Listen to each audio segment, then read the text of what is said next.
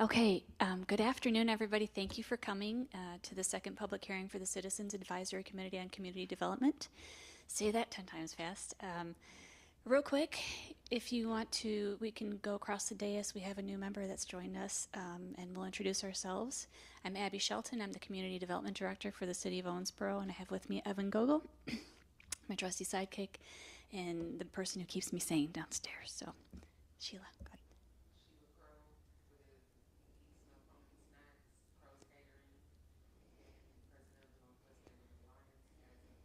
Oh, awesome. Thank you. Congratulations. Put your microphones on. We can't. Rafe Buckner, 728 Sycamore Street, Owensboro. But I'm owner of A Cut Above Mowing LLC and also with the Northwest Neighborhood Alliance. Thank you. Titus? Titus Willis. I'm just your humble public servant here in Owensboro, Kentucky. Bobby McCormick with the Neighborhood Alliance, Dugan Best.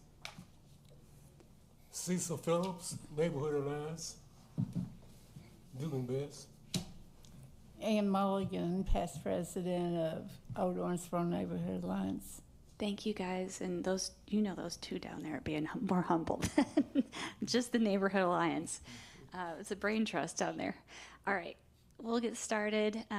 Like I said, I introduced myself. We're here to talk about the the annual action plan for the 2026-2027 year, and you all have received a link to that document, and I'm happy to print that out and give that to you so you can take it home and have some bedtime reading.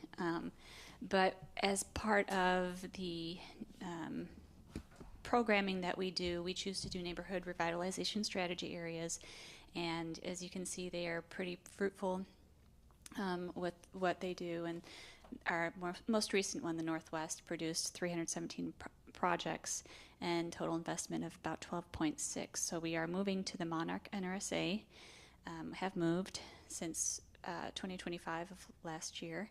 And the structure of the plan to give us what we need, of course, we do citizen engagement, we do a needs assessment, a market assessment, strategies and goals, and that's part of our consolidated plan, which was written last year, and that lasts us 5 years. It can be a 3 to 5 year document. We choose 5 years to maximize what we get through HUD.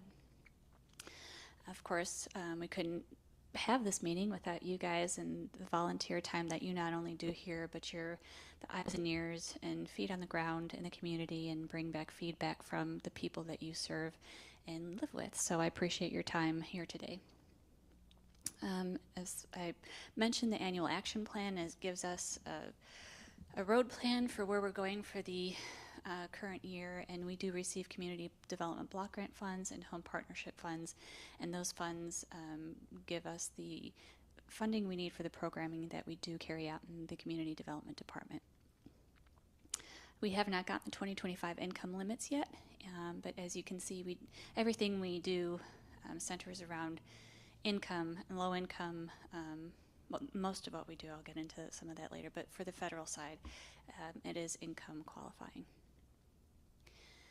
So the Monarch NRSA focuses on the boundaries of Clay Street, north side of 9th Street, 2nd Street, and Dixie Court, and Owensboro, of course, going towards the city limits on the east side. And it focuses on increasing homeownership, promoting economic growth, preserving the unique character of the neighborhoods, and addressing housing affordability and community safety. Those are the boundaries of the Monarch NRSA. As you can see, it's a pretty good chunk of land, and it's got really good housing stock, and it's got some commercial, but the majority of it is residential, which is a requirement of neighborhood revitalization strategy area. The demographics, 60% of the folks in that area are classified as low to moderate income. Median household income is about $36,000 in 2023, which is well below the city and state averages, and the poverty levels in that area about 34.2%. It's pretty high, so that's where we're focusing the funds that we have in that area. Property review, and these kind of are old stats. I don't believe they've changed much, or maybe they have because we've had some activity over there. But most of the parcels are in fair condition, are in need of some rehab or average condition. So that's why we have some of the programming we do. So over 72% of the parcels require some level of rehabilitation to address structural issues and safety concerns. Property maintenance violations, about 167 properties had some type of issue, major structural junk and trash, or tall grass. Age of the structures ranges from 1851 to 2019. We're going to have a few new ones, hopefully in the next year or so. And then we do have some commercial stock over there that we have had one application so far for commercial facade. Two.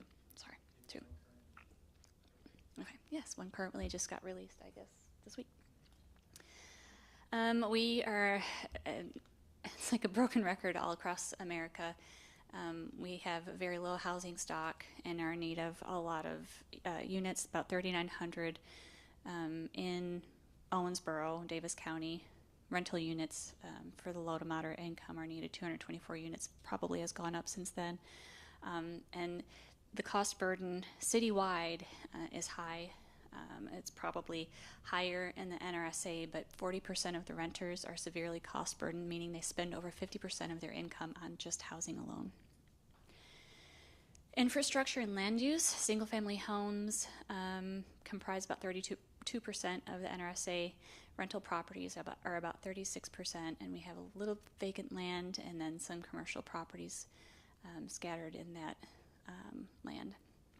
And infrastructure needs, we do have aging roads, water lines, public utilities, so we will be doing some public projects over there. So talking to, as part of the market analysis that Bowen did for us, 90% of the demand was for affordable rental housing, of course. You all know up there that we just don't have the housing stock for it. And there's a strong preference for homes priced between $150,000 and $199,000, which are generally starter homes for first-time home buyers, so we do have some programming in place for that. Proposed initiatives, so what we will be using the CDBG and home funds for, which is in the annual action plan. This is a really concise version of it. We'll do rehabilitation of existing structures, new construction focused on affordability, economic development, mixed-use projects where we can along the corridors that are open, infrastructure improvements, investment in utilities, and more importantly, we do have missing sewer lines that we're going to hopefully be able to put in over towards the eastern part of that NRSA. And down payment assistance for first-time home buyers is the largest. It's not just focused in that NRSA, but it's a citywide program. So outcomes, we hope to increase home ownership, support business development, and increase community safety, and of course, sustainability in these neighborhoods. The Monarch NRSA has been around for a very long time, but we want to give the homeowners in that area the ability to upgrade their homes and not be cost burdened doing it. So the budget, we did get our allocation for the 2026-2027 year. We have a total of $566,249 that has been allocated to us through HUD for CDBG. We take 20% for administration, and you can see that number is $113,000. Exterior rehab this year alone, this is not for over the 5 years, is $218,000. We will do downspout removal. We actually have bid openings tomorrow for that project. And we will be working with RWRA to remove the downspouts to the combined sewer, so it lessens the burden on the stations. And then, of course, public facilities, we're putting money aside to be able to extend sewer lines to those areas of the NRSA that are still hooked to the sewer system or the septic systems, their septic systems, so we can give them the opportunity to not only annex, get a grant through the city for $20,000, but also connect to the sewer, public sewer. And then we will be doing commercial facade for $113,000. So we have a total of about 1.3 right now invested in those projects because of the prior year numbers that exist. And that's how it reads in the IDIS system for the federal side.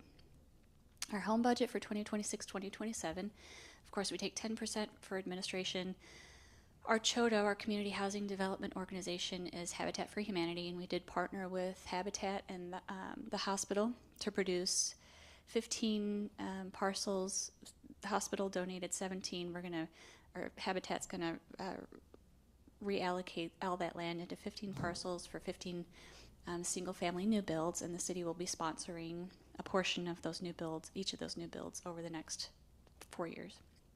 So the total allocation for 2026-2027 is $281,750, and of course we've got prior year funds that we'll put into it, so we have a total of about $935,000 that we will be using towards down payment assistance and the CHODO and the home administration. Which, shout out to the lenders out there that have advertised the DPA program. I've got about 15 applications, so it's really doing well. So between 2025 and 2030, we're hoping to do a total of 211 projects right now with an investment of about $6 million. Right now we have about 72 projects, which I think will surpass that easily, with a public investment of $825,000 and a private investment of $413,000. The $413,000 will go up on the private side, and the public is loaded so that we have those $20,000 grants for everybody in the NRSA qualifies for that. It just depends on whether or not you qualify as low income. If you are low income qualifying, which is 80% of the median area income, then you do not have to match that grant. So it's for exterior rehab. We do have a Community Catalyst grant program, which is not part of the annual action plan, but in full disclosure, it's good to know that the City Commission has set aside local funds to address single-family rental rehab, single-family new builds, single-family rehabilitation, and then a 50-50 demo program. So you can you can pair those together, which if you do like the 50-50 demo and then a single-family new build, those are available to developers. So we have a total, you can go through those numbers, PVA values. We don't want to overburden or increase taxes for the people that live over there, but in doing so, hopefully increase their home value. So if they go to sell, that they will get more money out of course, their property. We hope to do 30 down payment assistance projects, not just in that area, but citywide. Renovate 53 homes, which I don't know how many we've got right now. Yeah.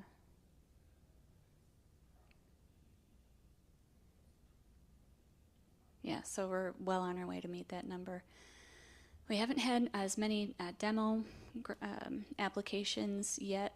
Not sure if we'll meet that, but we nonetheless hope to increase the housing stock over there, whether it's through sustainability or new builds. So at the end of, when everything's said and done, an investment of $9.3 million with all the funds being put into that area.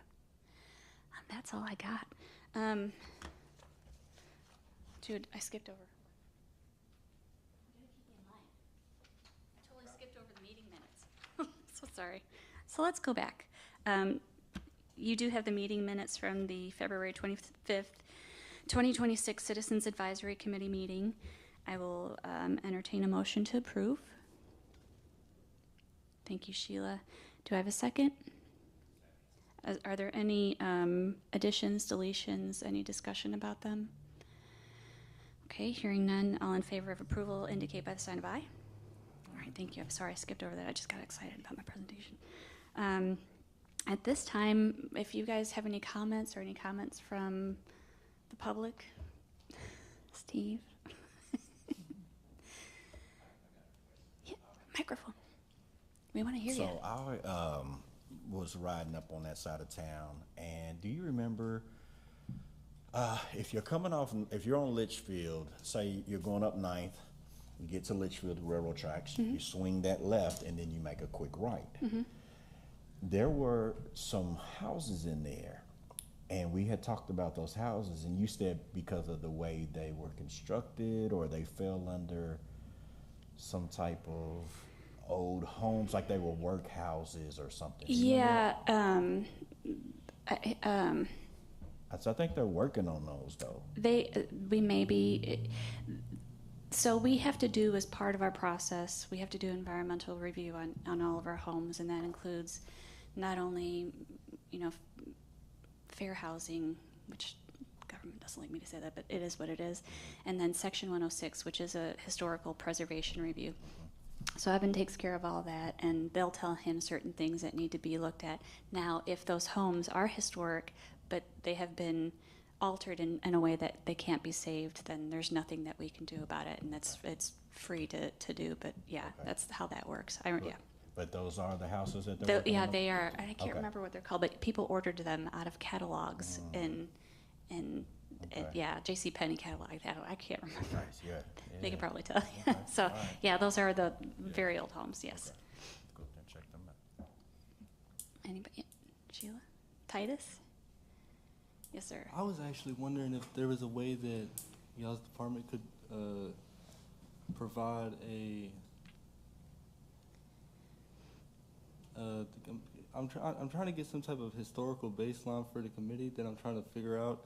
So I was wondering if y'all could provide like the IDIS activity for this current what we got going on currently, and Sure. also if maybe we could go back 3 years and get the reports from the CAPER reports, the consolidated annual Sure. performance and evaluation reports.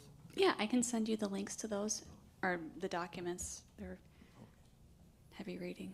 Thank you. Yeah, absolutely.